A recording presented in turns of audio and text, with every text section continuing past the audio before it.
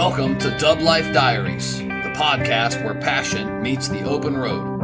I'm Joe Person, your host, and also a lifelong dubber. Buckle up, because this ride is just beginning. This podcast is sponsored by Volksmania magazine. Good times, great cars, awesome Volksmaniacs. Visit Volksmania.com to learn more about this class-leading VW magazine. Welcome back to DubLife Diaries, the podcast where we dive headfirst into the stories, the passion, and obsession that fuel the Volkswagen community. Today, I've got one that is absolutely awesome for you. I'm sitting down with Greg and Andrea Davenport, the powerhouse couple behind Groovy Days VW photo bus. Their story isn't just an old school bus with a camera in the back. This is more about legacy, about adventure, and about an unshakable love for vintage VWs that runs very deep. From military service to road tripping across the country, they've lived a life full of twists and turns, maybe even a few breakdowns along the way. Some mechanical, some might even be personal. But we're talking dream builds, road trip highs, and those moments that leave you stranded on the side of the road at 2 a.m., have you thinking, what am I even doing out this late anyway? But guess what? That's the magic of the dub life lifestyle. That's what we do. It's unpredictable. It's wild. And it's damn sure never boring. So lock in, because this conversation is going to be one for the books. Greg and Andrea, welcome to the show. Thank you. Thank you for having us. We're excited. Yeah, thank you guys. I do appreciate you guys spending time. I've contacted a lot of companies, and I've been really working on trying to get guests. So I just really appreciate your time. Thank you guys. Oh, all right. Thank you. Before we dive in, I do have a couple of shout outs to explore. Number one on my list is my wife. I feel like I'm the luckiest guy in the world, but Stephanie is her name, and I do just want to thank her for her endless support. I think my success is because of her support. So shout out also to my buddy, good VW dude. His name is Dave Holmes. Dave did the logo and artwork, and also does artwork for the events that we do locally here. If you're looking for a fresh perspective on VW art for your show or any stickers, give my buddy Dave a jingle on Instagram. He's DJ Dave Wave 138. So let me spell it for you. On Instagram, you type in the @sign, you say DJ DAVE, like Dave is first name, and then Wave, WAVE 138. Hit him up for any type of artwork. My buddy Paul K, Volksmania magazine. Man, this one I'm just excited about, because I've just got stuff coming. I've got a feature. DubLife Diaries has a feature in the magazine coming where we're going to explore previous episodes and just kind of hit the print vibe that, really is kind of, I feel, coming back. I'm just super grateful. And we're covering some shows in Florida this year that are going to get magazine exposure. Volksmania is international. They got magazine issues coming out all over the world. So how awesome it is to have that opportunity. And then lastly, this blew my mind this week, y'all. My podcast hit number one in Poland and in Ireland this week. I woke up in the morning to being number one out of hundreds and hundreds of automotive and leisure style podcasts. I hit number one. So I want to thank Ireland and Poland for making my podcast number one. I greatly appreciate the support. I'm happy you guys are vibing with the podcast. All right, guys, sorry to take your time. Good job. That's awesome. Exciting news. Sorry to take your time away. Back to you guys. No, congrats. Congrats. That's a big deal. You have every right. You've earned the right. Oh, thank you. Congratulations. Yeah. Thank you. That's so cool. All right. So back to you guys. So how did today start for you two? Any VW related adventures before sitting down with me today? No. Zero. Not today. Today. They're covered right here to my left in the backyard. And we both went to work. We have 3 kids, went to school, worked full time, picked up kids, had tutoring. One's at baseball practice right now. Yeah. So cooked dinner. Yeah. I got off work. I hate, I drive an Atlas. So I wasn't a VW today. Okay. Hey. Cool, but it wasn't air cooled. That's all right. I guess it did then. You did have a VW adventure. And no mishaps. So we were good. You did your day. So Groovy Days VW photo bus. What's the elevator pitch? If somebody asks you guys, hey, what do you guys do as far as the photo bus goes? How do you answer? So we do events and photo shoots, and I think our big thing is we provide all the props for that. So we show up, we set it up, so then the event can happen, or the photographers can come with their clients, snap away, and then when they're done, they hit the road. So we set up, supply everything quick and easy, and everyone gets to enjoy Groovy Days. Okay. Yeah, I think you teed it up. I think the biggest thing, you kind of hit it on the head when you introed us around, like, hey, we're not your typical, carved out photo booth style VW bus, which you see all over the country. Right. And so, I think the biggest piece is like keeping it original. But what the niche, or really what our business plan and idea around it is, that we provide everything for you. We make a great backdrop, prop. It could be turned into a photo booth setting, but we're never going to take the inside out and never customize it. I love the concept. I really do. And I admire it, but it's not what we do here, keeping it all original. So other than the wheels, everything's all original. And what's super cool about it is we've had it for 15 years and we got it, from essentially the original owner, somebody that bought the estate, and the house came with the car came with the house.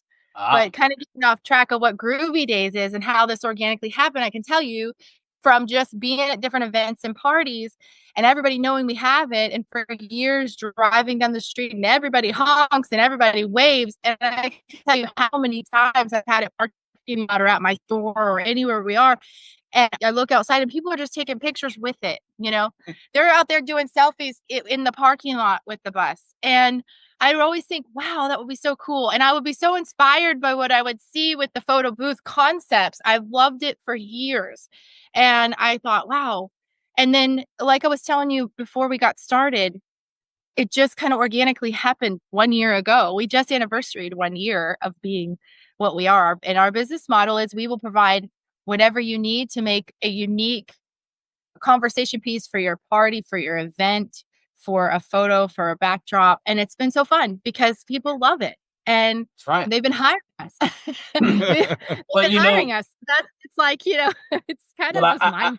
I have to say this because I felt this when I contacted you, and I feel like this happens all the time with VW people. Even though I was reaching out to a business owner that owns a VW photo bus, but I found a whole lot more, right? I found you guys, and then I found this amazing story that we're going to get into today that's deeply rooted in the Volkswagen community. That's why I'm doing this podcast, because this is what I'm trying to do. I'm trying to celebrate these types of stories and this type of lifestyle, because this isn't what you do full time. And I value that, because guess what? Podcasting isn't what I do full time. So I understand. I'm just passionate about Volkswagens and the air-cooled lifestyle because I get to interview people like you. And I just, yeah, man, I'm just grateful. So every great VW story, I feel like it starts somewhere. So for both of you, you guys have almost like DNA in the Volkswagen community. Now, normally I'm a Southern gentleman, so my dad taught me, ladies first. But in this case, I'm gonna go with Greg first. So, Greg, you grew up in Tennessee, moved to Florida in '92. What was that transition like? Well, that was a tough transition. That was a culture shock for sure. I was 12 years old with a thick Southern accent and got thrown into middle school in South Florida. In Florida. In Fort Lauderdale. So it was a tough transition. Well, it wasn't that tough. I made friends quick, and I was like, whoa, there's canals everywhere, and I love to fish. So I could fish everywhere and ride my bike everywhere and parks everywhere. So looking back, I think it was tough, but as a 12-year-old, you just roll with it. You're resilient and just go with it. Yeah. Yeah. And that's how we met in middle school and high school. Oh, cool. Yeah. I love these types of stories. These are great. Yeah. Right. I remember when he had that accent, his Southern accent. You don't hear that drawing anymore. Yeah, I don't have it. My parents still have it. It may come out sometimes, but not really. Yeah. But I have uncles some cousins in Chattanooga that Okay. are in the Volkswagen scene. Oh yeah. And Oh. that's where the is now in Chattanooga. And they have a You have big an car uncle that show up works there of an uncle that works there. Yeah. at the Volkswagen dealership. So yeah. Oh, cool. Okay. Everyone loves a Volkswagen. Everyone's got a story. Yeah. That's you're right. That's why I'm doing this, man. So you spent 19 years in the Coast Guard. By the way, thank you so much for your service. I do appreciate that. But how did the Coast Guard shape your love for adventure? Wow. I think I always had the adventure in me. I think that was partly why I joined. But yeah, I mean, I've traveled the country and the world with the Coast Guard. I've been very lucky that we've been in South Florida serving for the last 15 years. So since 2010, we've been here. I did have to go to the Middle East for a year. I got deployed there, but then I came right back. But yeah, it's all about adventure. Being on a boat in the middle of the ocean and seeing the sunsets and catching the fish and catching the bad guys. Yeah. Or the bad guys. I love the adventure. You know, I could get in an RV or a Westie and travel the country for 2 years and be very content. Nice. I could too. I could too. So I'm wondering, when did VWs first catch your eye? Now, was it from your dad when you were young, or what was the moment when you said to yourself, you know what, I'm doing it. I'm going to go ahead and get me one of these.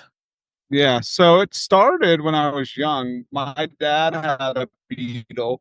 He's not a car guy or a Volkswagen guy, but in the 80s, I think a lot of people have those memories and, thoughts. It's an There was a everyday lot car, more yeah. Volkswagens around. So we had a four-screen Beetle, have no idea what year it is, had a big rust spot in the back quarter panel. And me, my brother and sister, called it the birthmark of the car. So I have that on memory of riding around in a Beetle.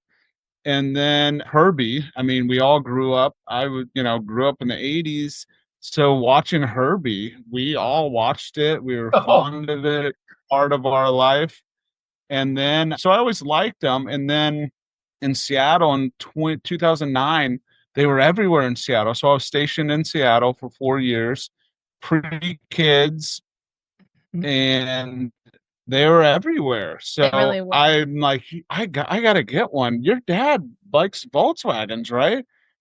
Because I always heard the stories about Jerry, because I knew Jerry since I was in middle school. But her dad, Jerry Yaw, wasn't in the scene, didn't own him. I never saw him work on him, but there was always these stories about in the 60s and 70s. 80s. Yeah, it was his first car. Lots of Volkswagens. I was brought home from the hospital in a red squareback. I think that he always was into Porsches and VWs, and since he was a kid, because they were easy to work on and they were the everyday car. They were everywhere, and so I grew up when I was young. My parents split, and I was raised by my dad, and my dad raised all four of us. And so there was a time where, he worked for the phone company. He worked for Bell South for 35 years, but he always was always a car person. My dad was always under a car. We had lots of cars. There was always cars. And he took some time off, I think, from like the business side of it and flipping cars and fixing engines and doing the repairs, because, he worked full time at the phone company and he was raising us kids. So it wasn't until after he retired, everybody was kind of grown and moved out, that he kind of got back into it. And that was around the time. So Greg and I got married in 2006. And that was around the time that we were talking. And I think did dad get there was something like a 914 or something that I don't know. Anyway. I don't remember that, but we were in Seattle. So I really wanted one, and she was pregnant, 8 months pregnant. And Jerry was coming out to Seattle to help us out, with our first child. We didn't know what we were doing. First grandbaby. Living across the country. My dad and I were very close. He raised me since I was 10. Yeah. We had an aunt and uncle that lived in Seattle, so we had a little support. But he was coming out, brothers, sisters were coming out. And I started talking to him, hey, when you come out here, will you help me find a bus? And he's like, absolutely. So right when he got there, we started looking at all of them, and it blew my mind, his knowledge, because I just didn't know. I'd always heard the stories, but we rolled up to one we own now, and it was an old German guy had passed. It was an estate sale, It was the original owner, and there was a tree growing out of it. It hadn't run for years. And I negotiated a price with him, and then Jerry's like, "Don't worry, I'll get it running." So I negotiated the price, bought it, Believe it or not, and then we drove it home. he really did. Well, we showed up with a gallon of gas. We had gas and we had a battery. He and we knew were exactly ready. what we needed. And then during that 2 months of that visit, we bought 3 buses and a bug. Yeah. So we stayed out there with none of them ran. We'd show up and he drove them home. So I was looking at him like he was a wizard. I'm like, "Whoa, you're good." And he was having so much fun. He just it. like He flew. His love came back. Reignited him. His love came back, and it never stopped since. And so this was like 15 years ago. So he would have been about like 62, 65, about. And and he just really just jumped right into it. And then he reconnected with his old buddies from down here and built such a community.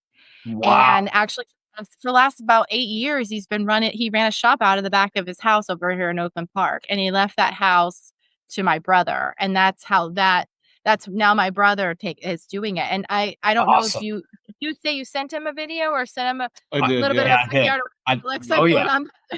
I was like, "What's up with that split?" Well, that's cleaned up. I mean, when Jerry was running, you'd show up and there'd be a Porsche, the cleanest, nicest cars. Yeah. And then 2 weeks later, there were like 5 new ones. And you're like, "Whoa, look at that one." So every time you showed up, it was like an adventure of what was going to be there. It was so cool because it just like, it was like this different side of my dad, but it also brought us like so much, friends and community. And so what we ended up doing is flipping all of those, and we made not this one. Well, obviously not this one, but that was the best one. But it was, we were excited because we were like, "Wow, this is so lucrative." And my dad is like, flipped cars his whole life, so that's all he was thinking about. It wasn't like, "Wow, I need to kind of keep a reserve." And plus, we were all the way in Seattle, Washington. He was always. He would have sold this one. We're like, "No, we're not selling it." He would have wanted us. No, he would have wanted us to get a better one. We can get you a better one. We can get you a better one. Yeah, that's what he would say. Yeah. Well, we have a great story about that. It hadn't been registered since 1986, and when we rolled up there, because it was on Craigslist. And we rolled up there, and it was up on a big brownstone in the University of Washington district of downtown Seattle. And it was like up on a hill, and it was like kind of like blocked in with some bricks were holding it in there. And the wheels were so square. They had been sitting there probably 10 years. And like I said, it hadn't been registered since 86. So who knows? Wow. And the fact that he got it running, I think what it really needed was a master cylinder and brakes and just the normal stuff because it was rotted out, but it was all like there. Everything was there. So the fact that it was like, wow, everything was original. Everything we were finding was just so pulled apart and just so customed out. Oh, and lots of rags and just real rusty out, but not as rusty as they are over here on this side of town, on this side of the country with the salt in the air we have here. Not as much rust. That's why there were so many more there. You go on the Craigslist or Samba or like whatever marketplace, there's a lot more inventory out there. Cheap. I mean, cheaper. Probably in better shape. Yeah, when we got back to South Florida, I mean, the price is doubled. Out there, it was so cheap. It was interesting. I spent 9, 10, 11. I spent 11 years in Colorado. And, I've always been a Volkswagen guy. And I was just shocked at the amount of cars you can find out there for $5,500 on the side of the road that you look at them, you're looking for rust and you just don't see it. It just doesn't exist. Right. So dry out there. But Andrew, we're on your side now. We talked about Greg's past a little bit. I want to switch over to your side now. We got a pretty good presentation of your father, which was Jerry Yaw. You talked a little bit about his Volkswagen and Porsche roots. You were just talking about the 80s though, and that's what I wanted to hit on just a little bit. You said that he started JY's German Garage in the 80s. Tell me a little bit about. Yeah. Well, I remember. So, like I said, I've always remembered my dad under a car and cars. One of the last Volkswagens that I can remember, I was probably like 9 or 10 years old, and it was a split, probably a 68 or something bus, and it was tan brown, and it was empty. It had nothing on the inside, and I remember running like Dad was driving it, and I was like going everywhere, and And that was really what I remember as far as like growing up. He always had buddies that had shops. So we would go to, like, I can remember, like, the smell. I always, Volkswagens have a smell. They sure just do. do. They do. You just know what it is. And I can remember that smell from a really, really young age. So I would say, that. And then just my dad was always so good at fixing cars and fixing houses and just, knew how to do those things. And so it wasn't out of kind of character when he started. What he ended up doing was he connected with one of his 40-year-old buddies, 40-year longtime friend buddy that was actually really close to here where we live here in Hollywood. He was just a mile away, and we had no idea. We had no idea. And so that was really cool, because when we kind of sparked that fire behind Dad to get back in it, and he's wow, I can do it. And I said, I want to look up Marshall Painter and find out where Marshall Painter is. And when he found out he was there, they just reconnected. And he had a VW shop a mile from here. Oh my goodness, I couldn't believe it. And that's so cool. Then Dad started doing jobs with him, fix it. He got the bug. He got bitten by that bug. It never left him again. It didn't until his deathbed. And it's just so interesting. I have a picture of him that was like 1 week before he passed, and he's sitting on the front bumper of my brother's Beetle. My brother's, I think, is a 72 or 72, and Matthews Beetle. No, it's in 60s. 60. His blue one. Yeah. Oh, anyway, my dad's sitting on there, and he's real sickly looking, and he's doing a peace sign, and it's just like, I'm glad he got to do that in his last 10 years. Yeah, I really am. Enjoy. Yeah. And we luckily got our engine rebuilt by him like the year before he passed suddenly. So looking back, we're so happy that we made that decision. Joe, I'll tell you, with that, because we have life goes like this, right? And the thing about classic cars, and just that's your hobby, and you don't always have the time. Maybe life gets in the way. Sure. So there's been times where, our kids, when they were small, like, we weren't maybe cruising the bus as much, right? And we weren't putting maybe as much money into it or putting much love into it. And I look back into that time, it's just kind of the way it goes. So then now it was a point where I was like, hey, I've always had this sweet spot for the bus, and just driving it brings me to a happy place. Like, when that was just if I just needed, like, I got to get like in a good space, like, I would just cruise the bus. And I kind of forget where I'm going with the engine. So for the longest time, we're making money with our jobs, and everybody got a successful life, and years are going by, the kids are getting older. Dad's really involved in the VW, repair, and has built such a community and knows so many people.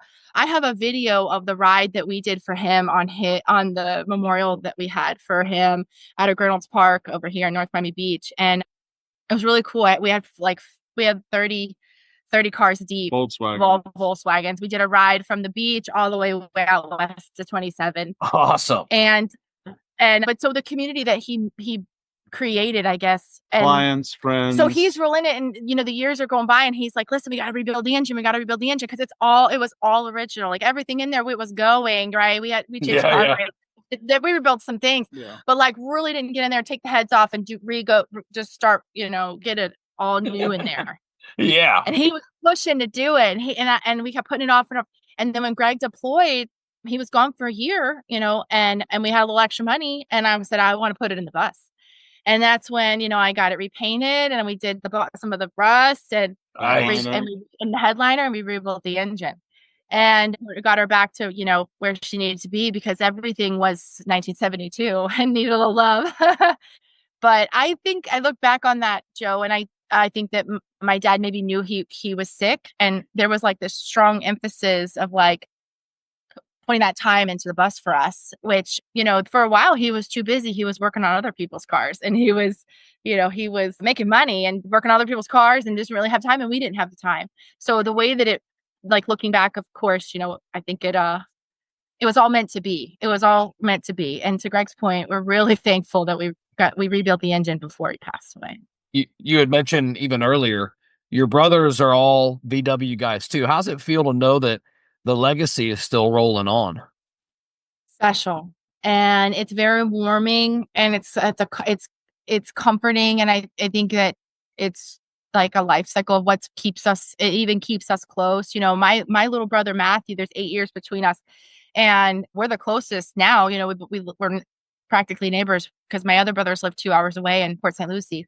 Okay. But Matthew taking over the shop and all the knowledge, we didn't even know that he had the knowledge that he has, and he was able to kind of just pick that right. But of course, you know, he's been driving, he's been pushing a Beetle for almost 10 years it was as his daily driver for a while. you know, and all my brothers are pretty mechanically inclined and know, you know, the basics. And so, you know, the more I know about Volkswagens, you know, the people tell me is Volkswagens are pretty easy to work on, and one of the more easier cars, you know, once you know and you get what you're doing.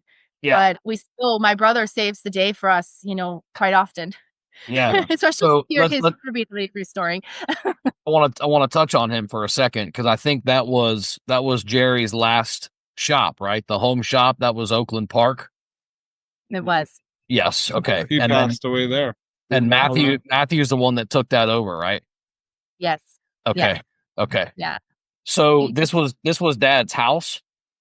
It was. Yeah. So we had a small house on a double lot and had a shop in the back. Big yard, fenced out, and big garage with a couple concrete slabs. There was nothing. I actually fantasize about that right now. Yeah, at my house, I have a decent sized space, you know, over on the left side near where the master bedroom is, and I've always pictured in my mind I've got a little garage over there, and it's got a lift, you know, and I don't have to mess my back up because I'm 47. I got a bad back now. I can just lift the car. So, you know, honestly, you know, dream come true, right? You're at home and you can work on your cars. Yeah. And I don't even know if he knew it was going to end up that way. I think he just started working on one, and then another one came, and then all of a sudden there's engines everywhere, beaters, nice ones, good ones, hard. There's so much stuff engines there. everywhere. It grew. So when hurricanes came, we had to rush there and worry, you know, because there was parts everywhere. Yeah, we had to strap a lot of stuff down. I bet. Well, and so cool, especially nowadays, they're all such good investments. Oh yeah. Well, and one of the things I remember my dad used to say is that what was great for him is that everybody loved VWs, and everybody was, you know, into the culture and the community, but not everybody knew how to work on them. And that was what was great for him, because, you know, he would get calls all day long, and it's all types of people, which was so cool. Oh yeah. That it's just not like one type of person. And so it is just. Yeah. So when I think about, kind of back to your question, it's very special that my brothers are in it and involved, and all have Volkswagens. And my brother Ian, actually, my dad gave him his 914. Yeah. Awesome. All right. Let's talk about the bus. Heart of Groovy Days. So the bus was purchased in Seattle. Greg, you were stationed there. And I think I have this question, how'd you find it? But I think you answered that already when you said that you and Jerry went looking. That's right. Yeah. We started looking, Craigslist, found it, and then we kept finding more. But like she said earlier, the story was the same most of the time. I thought I was gonna work on it. I took it apart, but now I don't know. I don't know how to put it back together. Right. That's we've found a lot like that. But yeah, we bought this one for $400, believe it or not. There's a little more to this. That story, but $400. We negotiated $800, but he didn't have the title, so it was listed for $1,000. So we got it for $800, and then we negotiate $400. Then it said, when I get the title, pay the other $400. The guy could never find it, so you know, we got to apply for an antique title. It was clean and free.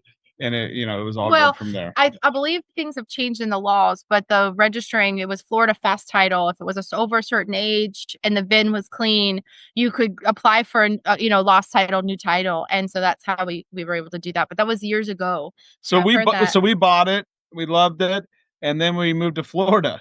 So me and my sister got a trailer and hauled it all the way from Seattle, Washington to Florida, across the country, stopping all sorts of places, had a great road trip. It took them like 9 days to do it. And actually we had to leave in Ocala. Oh yeah, because the tire he got a flat tire on the tow dolly. The dolly broke. Oh, and we had to leave. Ocala. We were almost there. I forgot about that. And then the next day we drove back and got it. Wow. Yeah. And we had a newborn. We're 5 hours from we had a newborn. So she would have come cross country, but we had a newborn and she flew and then we drove. And we shipped my car and then his truck pulled the bus. Pulled the bus all the way here. Yeah.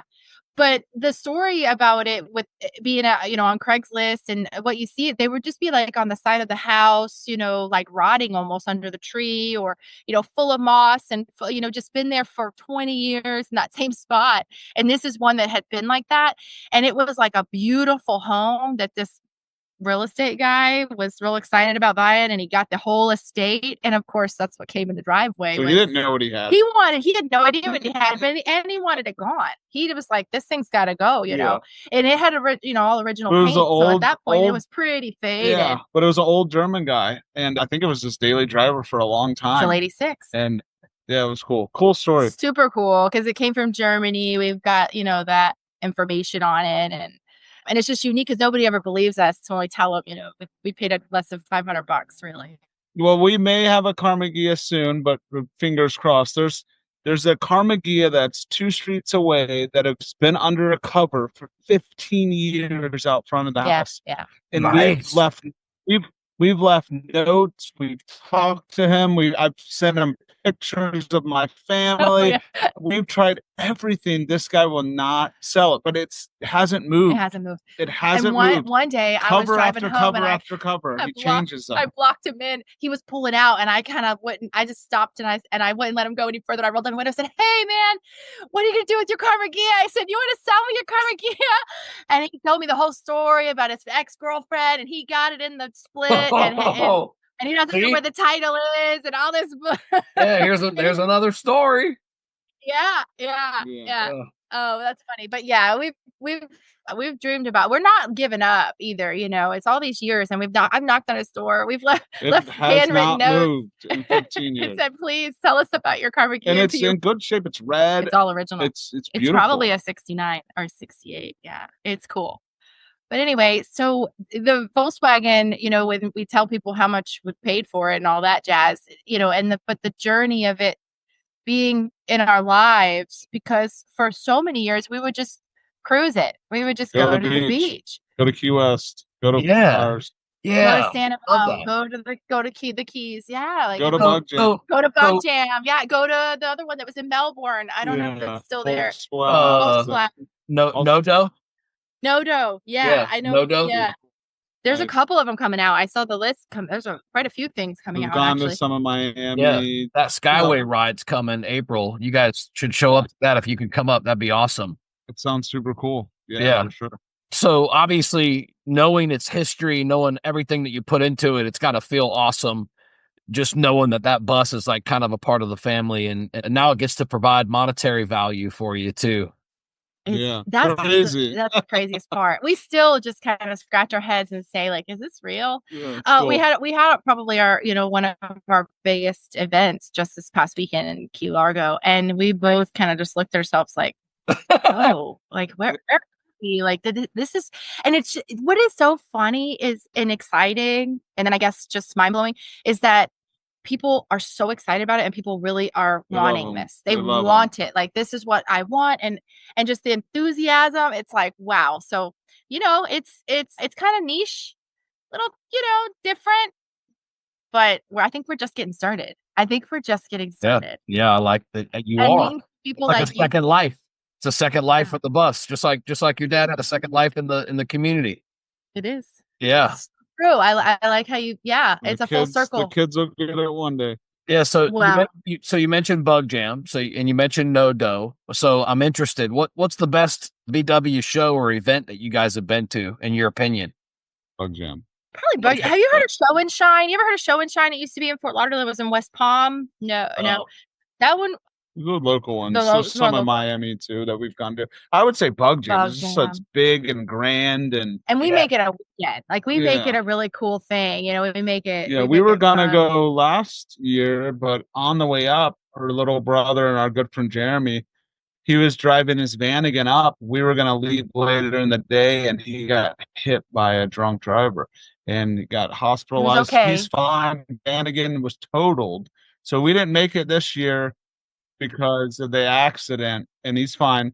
But we were all ready, gonna caravan up. They were gonna go, and then we were gonna go, and it kind of messed us up. But we'll be next year. And listen, it will probably break your heart, but it's a 81. I mean, like mint condition, beautiful Vanagon.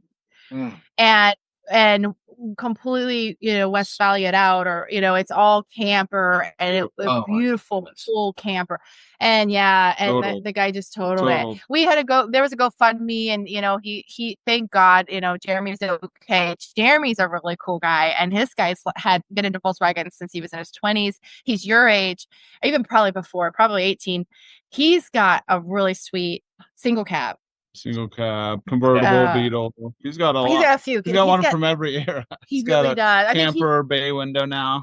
That's what he said. He said, all I need is a bay window for my collection, and now he's got one. Yeah.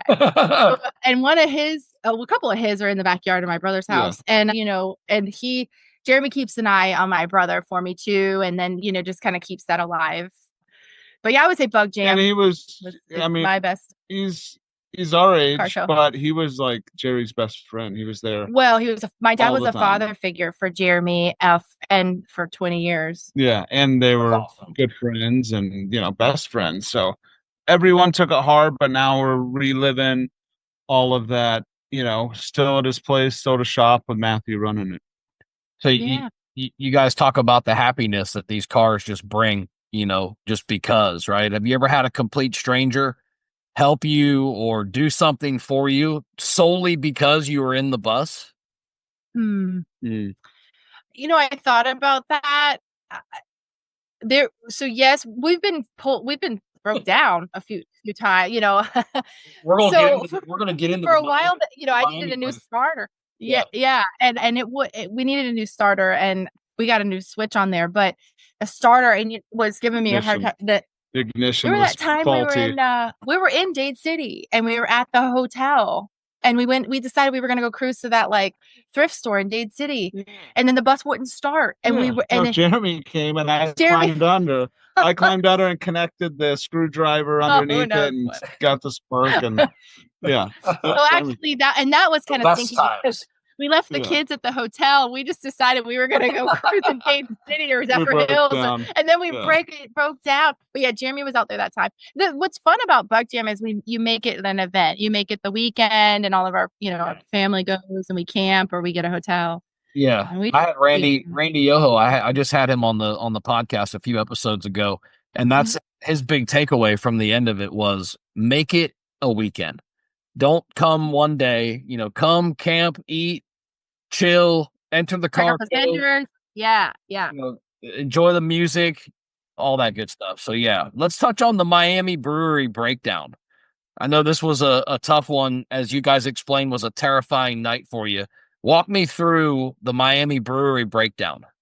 Yep. Well, we had a great day. Yeah, I will say it was a beautiful day. We spent the day in Key Largo. We had lunch at Alabama Jack's. Yep. We spent the day walking nature trails with the kids. It was like such a fun, magical day. We cruised the bus the whole way down. Went to the brewery. That's a cool brewery. Yeah. If you've never been, super cool. On the Redlands. Yeah. But of course, we pushed it into the dark, until night. So now we're like, all right, let's head home in the dark. Right. And we were cruising. Everything was good. And then at the top of a slight hill, there's not many hills in Miami, but I guess a bridge. It was an overpass. Yeah. We call them hills. Yeah. We broke down like right on the other side of the highway bridge in the dark. Worst spot ever. We had all the kids, of course. It was dark, horrible spot. So now we're sitting on the side of the road like, oh no. And at the cars, Miami, passing us. I think she started crying. Oh, I'm sure I did. It was. I was having a full-blown panic attack. I have babies, not babies, but they were little. The kids were starting to cry. Yeah, it was scary. It broke down on the side of a highway on a busy, crazy highway. Not a safe intersection, and even the highway patrol, like it was scary. Even the way they had to like block us off, and the roadside assistance. But what happened is about leaving the brewery, you drive through the Redlands, like the farm before you get like back onto the highway.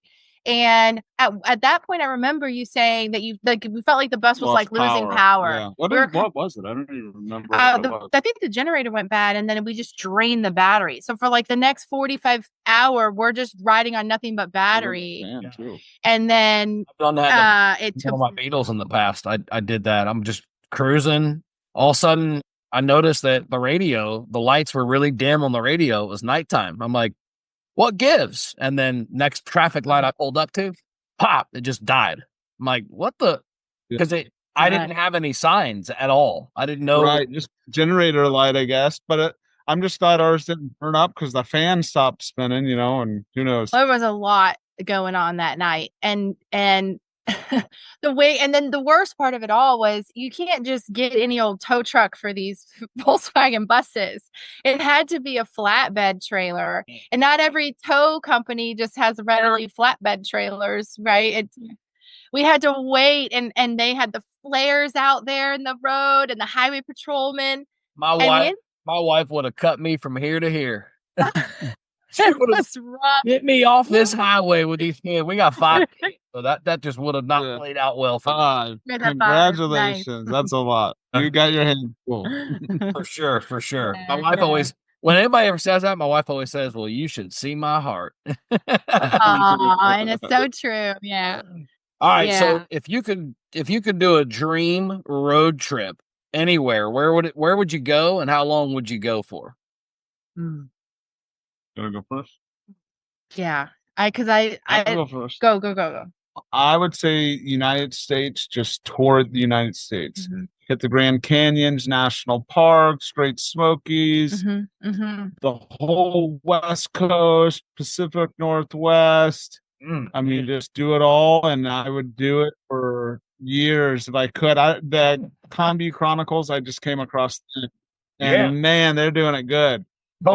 Good. And I would go everywhere. I would stay, I think, in America, because I think in the US there's so much more I haven't seen. I've seen a lot, but I want to show my kids, and I would do the United States and do it as long as they would put up with it. All right, Andrea, how about you? Yeah, I mean, I think same. My favorite mountains are definitely the Smoky Mountains, but the Grand Tetons are really beautiful, and that would be so cool to be, camping the thing is, our bus isn't a camper, so we have camped out of it lots of times, but it's not a camper. Yeah, so we get a Westie. I would definitely get a Westie, and I would definitely, I could camp in it. I don't know for how many length of time, but to explore the Midwest and probably more of to your point, the Pacific Northwest. We lived there for 4 years, and we did so much hiking, biking, kayaking, all the things, because it's so outdoors in the nature. But when I look back on it, I feel like, did we do it all? There was so much more. And even, in California. So I would say that would be like the dream road trip, but definitely camping in a West Valley. Our friend Jeremy's Westie that unfortunately did get in that bad wreck. That was really sweet. And I could live in that thing. It was neat. Every time I saw it, I was like, wow, this is such a cool. Yeah, because we were camping in San Juan Islands right off of the Canadian border.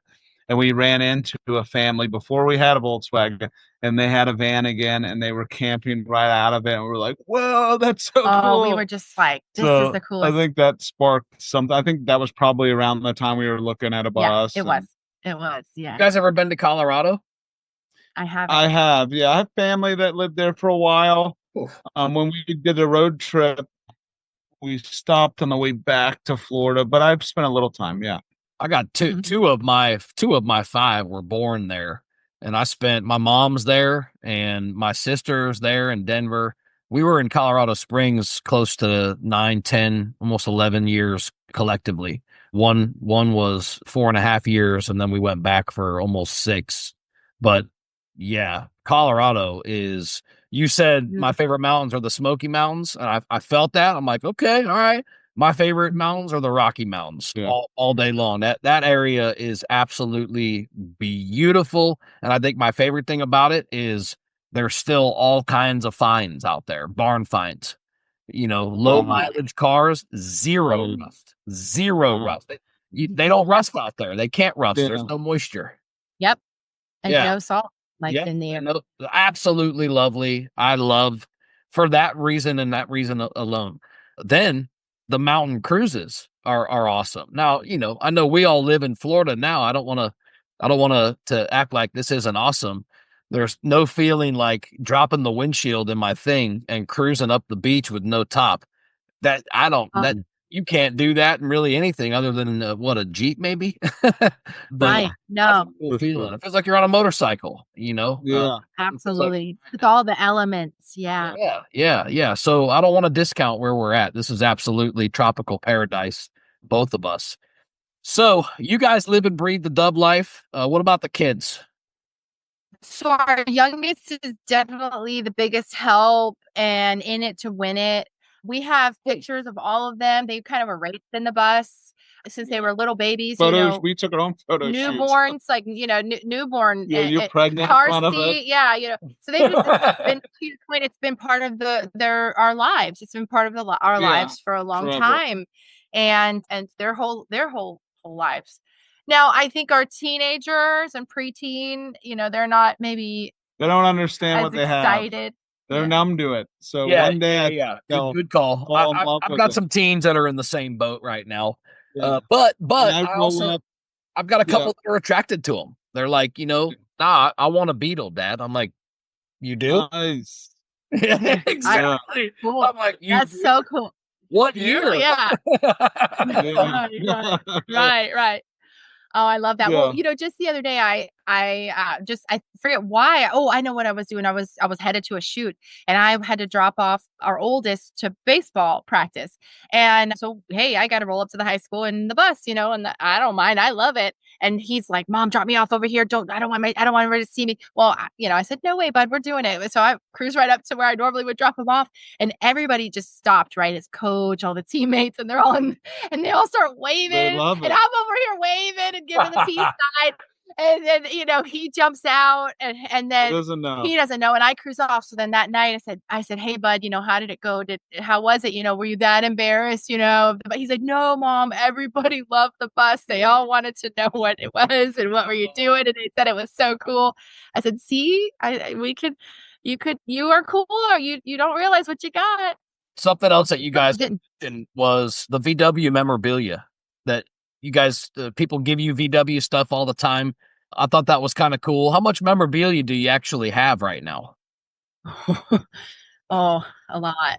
Yeah, I collect the Matchbox and the Hot Wheels and stuff like that. You do. So we got a real fan in Greg for sure. Yeah. Oh, for sure. I mean, I have so much. We bought stained glass over the years. Yeah. But I think the gifts, she's been given a ton, from plates to what's the weirdest VW gift anybody's ever given you? Weirdest one. I was thinking that.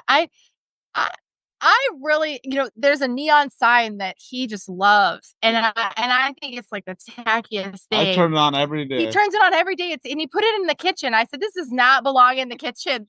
Like, what is this? And it's big. It's like a good, 2x3 thing. And I'm like, what? And it's an outline of a splitty. Yeah. It's really love cool. It. She loves it. She doesn't like the location. Our neighbor gave it to us. He found it wherever he was, and he thought, and that's what happens is, I was out and about, and I saw this hand towel, and it had a VW, it had a bus on it, so I got it for you. Awesome. And we love it. We love it. Yeah. I mean, we're sitting in our tiki hut. I was looking. I got 1, everywhere. 2, 3, just 4. And then there's a couple hubcaps hanging up. So, and it's just in gifts. It's all gifts, And books. I bought a lot of books over the years, and Volkswagen books. Yeah. Mm-hmm. Sweet. All right, let's do some rapid fire style questions. These are going to be fast answers. We can go ladies first because now I can prove I'm a Southern gentleman. All right. So this is for both of you. If money was no object, what's the ultimate VW dream car? 69 Carmen Ghia. Oh, nice. Okay. 69 Carmen Ghia. All right, Greg, how about you? 66 Splitty. I've always wanted a Splitty. Nice. That was what I wanted forever, but I can't afford it and probably still can't afford it now. But one day I'll get a split window. One day. It's my dream car. And the more I hear about it, people want the bay windows because they drive better. But I want the one that doesn't drive good and just iconic. Cool, man. Cool. I'm a split guy too. I love them. I absolutely do. But at the core, I'm a Beetle guy. I love Beetles. I've got a Carmen Ghia. I've got a thing. I've had Beetles, several of them, but I just like the Beetle. I just like how they roll. I just like them. All right. How about a VW road trip? If you could take one with any famous person, past or present, who would it be? So the way I see this, you have to take someone that'll enjoy the experience, enjoy the heat, enjoy no AC, and they got to give you some entertainment. So I would say it's got to be a musician or a storyteller because, there's a lot of time there. So I would say a young Elvis Presley, a Americana, Southern, can play music and he's a storyteller. And I think that would be cool to tour, America with a young Elvis Presley. Awesome. Yeah, I'm right there with you. Are you really? Okay. Yeah. You guys I really am because, when we got married on our honeymoon, we went to Graceland. Dude, I was just going to bring that up. I was going to say, you guys will love this. My wife and I, years ago, we won a trip to Graceland and this whole tour. And we got to go through the house and then we went on this tour all around, beautiful area in Tennessee. We saw where Elvis first performed. We saw all this cool stuff. It was such a cool tour. And then the guy that was on the tour was playing the guitar and stuff the whole time. He was also an entertainer and, had his own thing at this bar later in the night. And it was just such a cool vibe. We love Tennessee. We love Tennessee. Yeah. Yes, sir. Yeah, we do too. And I think maybe right when he got out of the military, pick his brain on that. And I think it'd be great. I think cool. So both of you say Elvis Presley. Yeah. Yeah. Cool. I think it's cool. Yeah. All right. How about this one? What's the biggest moment while driving a VW? Had one recently going to a photo shoot and forgot a prop. Yeah. Yeah. Forgot a key prop. Yeah. And we were already 30 minutes down the road. Yeah. And we had to pivot. Divide and conquer. We sure did. And that was an moment. Yeah. I would say I was driving. I took it down to work. I used to drive it down to Miami Beach a lot more than I do now. Mm-hmm. And I was driving back and cracked head. And I ended up on the, side of the road. And Sherry came to the rescue. Yeah, I was leaking oil. And we towed it back and, we tore the engine apart and fixed it. But that's not a fun feeling, stuck on the side of a highway when you're like, I don't think this is fixable right now. This isn't a fan belt. Right. Part of what comes with this scene is just that. You're going to break down, It's going to happen, right? Break down. There, yeah. They're going to leave their mark. Yeah, they're going to leave their mark on your driveway somewhere, Oh, yeah. And we've always been lucky. I mean, me and Andrea have been in this scene, I guess, 15 years now since we owned one. And I've learned a lot and I can do, some, but we've always been so lucky because we've always had Jerry and now we have Matthew. Yeah. So we've literally never paid for a mechanic to work on any of our Volkswagen. I heard enough. He's not enough. He's over us. I'm wasting my paychecks. I'm going broke trying to keep my cars running. We pay here, we would help you. We'd hook you up. We pay family love. We pay for lunch and dinners and love and room and board. My brother would never charge us. My dad would never charge us. Stay here and different. We serve in other ways because it's family. But we've been so lucky to always have them and they can walk. Yeah. It used to be that if something happened, I could get on the phone with my dad or FaceTime and he would walk us through stuff or walk me through something. Sure. And now Matthew does that. Yeah. And he's a couple guys up here in the community up here that, and I noticed that about our community. Even if Matthew wasn't your brother, you guys, living there would have found a way to get connected and that'd probably be your dude, to be your mechanic. I've got a couple of folks like that here, up in St. Pete that are great mechanics, certified and all that good stuff. And they just prefer air-cooled stuff. So I do have a place to land, everybody needs a good VW mechanic. So I do have a place to land. And we were fortunate to be on the side to see my dad be that guy for so many people here in PJ and Broward. Awesome. Yeah. So I hear you. I feel you. And I just probably, mentioning that one about driving to work that time, I remember that now. There's probably countless more. That we just don't remember. But that one leaving the Miami Brewery was the scariest for sure. Yeah. On the road like that, on a busy highway, Miami. I mean, dang, man, that traffic, it's like Atlanta. Small It's like children. Yeah, all I could think in, because it was like kind of we were in this weird blind spot, and they're coming up, and cars are just flying up, and they wouldn't see us because it's pitch black, and there were several cars that came across the line, and then had to veer over because whoa, I see that. It was terrifying. It was. Yeah, and we couldn't just like get out of the car and stand on the side of the road. There was nowhere to do that at. It was one of those weird overpasses right in Homestead that yeah. So I got a question. So if your bus could talk, what would it say about the two of you? What would it say about us? It's seen a lot. This bus has seen a lot. No kids, young kids, now older kids. Special husband-wife time. Yeah. I think so it'd probably say, good job, guys. Yeah. I would say, man, I've seen a lot, and we're still kicking. We're still having fun. Thank you for continuing to use me and love me and keep me on, because they want to be on the road. They want to be driven. I was gonna say that. Yeah. And it's like she said earlier, it's been up and downs. Like early on, I didn't have a windshield in it for a while, and I was driving without a windshield. I just loved it so much. And a whole new version of Safari.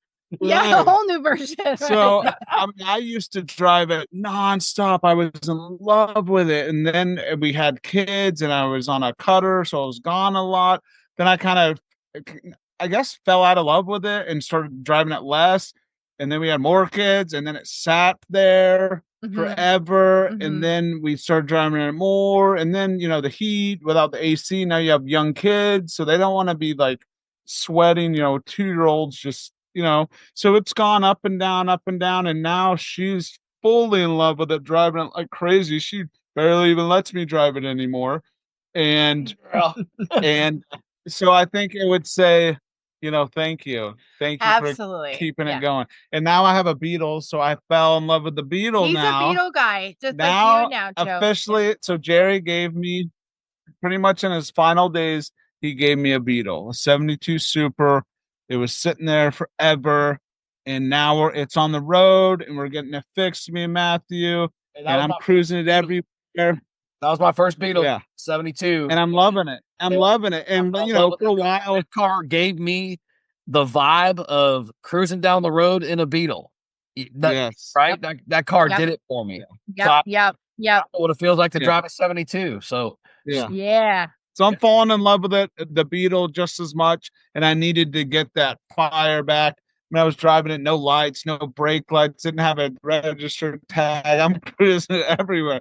Now we're all legal, everything's good. But it's got lights and brakes. But that love, like, it's back. So I drive the Beetle now. She drives the bus for the most part, and it's a his cool. and hers. They're both 72s.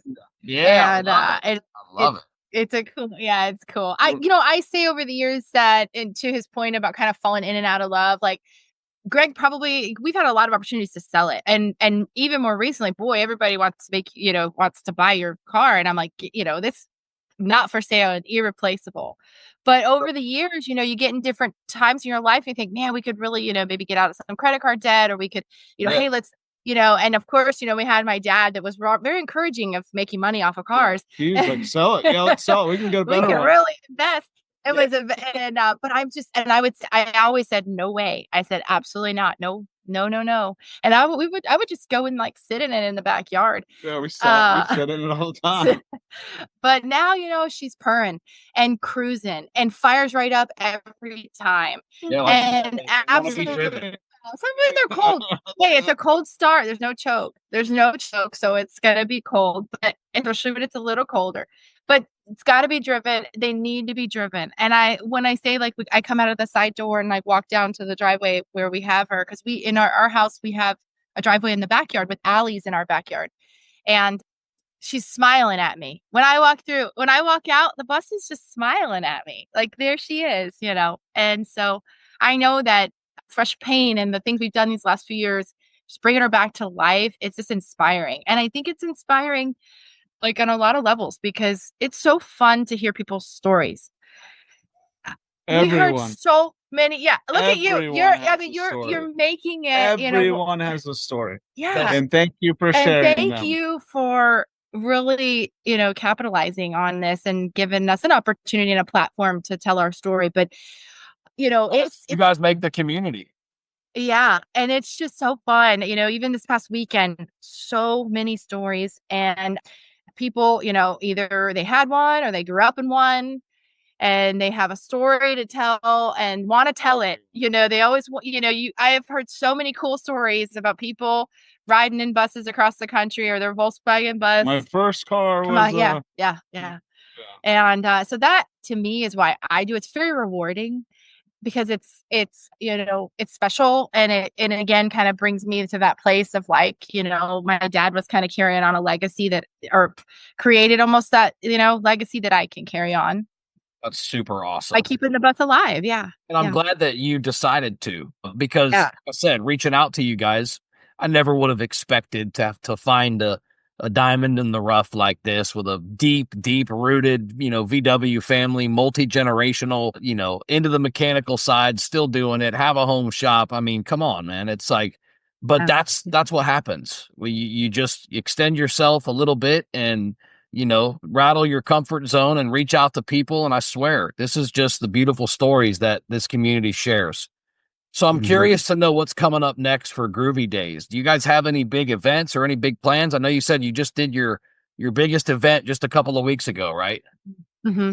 This past weekend. Yeah. So then that was booked over a year ago. So it was like on the horizon for so long. So now that that's done, we're looking to Easter. We want to get involved in weddings. We want to get in senior pictures. We want to get on the events and stuff. Right now, I think we need to start advertising, getting new sets ready. We don't have a lot on the books right now, but that's kind of how it goes. We push hard, get a lot scheduled for that season, whether it be Christmas, Valentine's Day, get those done, and then we turn the page and move to the next. So that's kind of where we are. Kind of you guys are pretty attached to the wedding industry. There's ups and downs in the wedding industry. There's busy times where they book, and then Yeah. So it's hot in South Florida. The season is important. October to March. We only really just came off of our first real year, and the way that we even kind of evolved into what we evolved into and what we've become is just like social media born and driven, and which is so interesting, because I think if we did more like sponsoring and more things that we could put ourselves out there a little bit more, but we just haven't ever really done that, because we live in a really big area, very highly populated, Miami and Broward and Palm Beach. And so that's our kind of our territory, if you will, our areas. And so it's a lot of photographers, but really what has been our clientele, more than the eventing side or the party side of things, celebrations, different, occasions. But the way that everything kind of, again, has kind of evolved, even when that night in November, when we did that show or that fundraising event, and then that girl said, we want to hire you for my Christmas party for my neighborhood next month. And we kind of looked at each other, what do we charge? What do we tell them? We've learned so much. We've learned so much, and we've grown so much, and we're continuing to grow. And we have a lot to learn still. Oh, absolutely. And I consider myself a business person. I've worked in retail management for 25 years, and that's just, I know how to run and operate. But, there's another side of it when it comes to it's so interesting, because everybody's so in love with the bus and has this backstory and this like nostalgia. The people that we have met that have hired us are just incredible. And it's so cool. Even like all the photographers, like everybody is just so nice, and they want it's nice. It feels good to have that, need that you can fulfill for people. We've had no bad experiences. Said anybody that thinks that it's cool, have a Volkswagen, a classic car in the background of their picture. They're cool people. Yeah. Yeah. That's for people. Yeah. So Yeah. I'm glad Yeah. you're saying Yeah. that.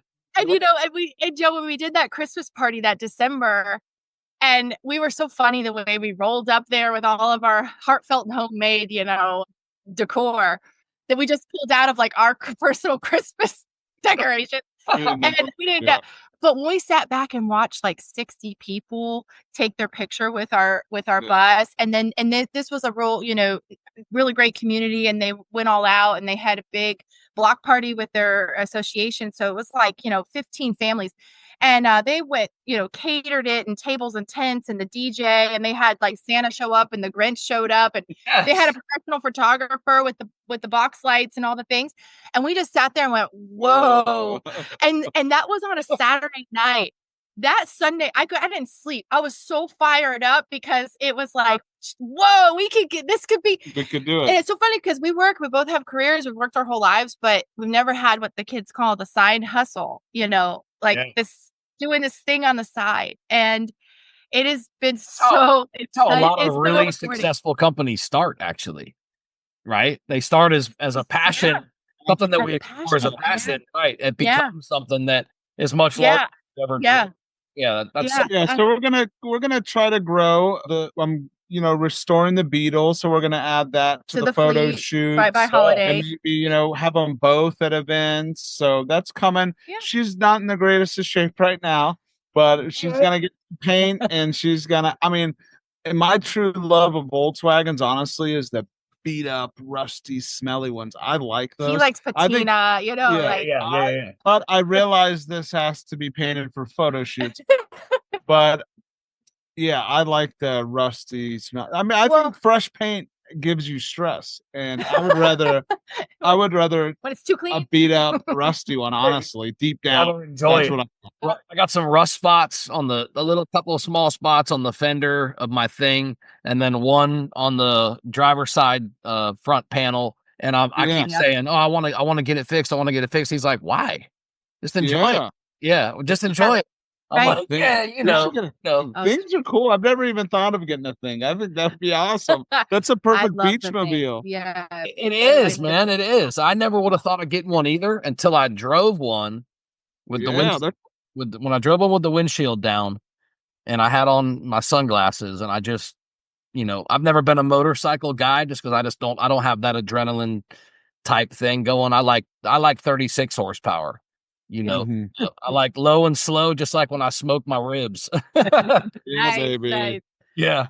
All right. So tell me, where can people find you? Where can they book you? How can they follow your journey? So we are social media only right now. We are on Facebook, Groovy Days VW Photo Bus, and Instagram, Groovy Days VW Photo Bus. So that's the only two places. We have an email, but you can get that there. Phone numbers all on there. So Facebook and Instagram, reach out, and we will make a memorable photo shoot event. Please let us know. Awesome. So I got a final question for you then. This is the last one. You guys have been great. I know we've gone a little bit over, so I appreciate your time for sure. What's one piece of advice? Somebody may be thinking about getting their first VW. What's one piece of advice you could leave the audience with? Go first. I would say, well, a couple things.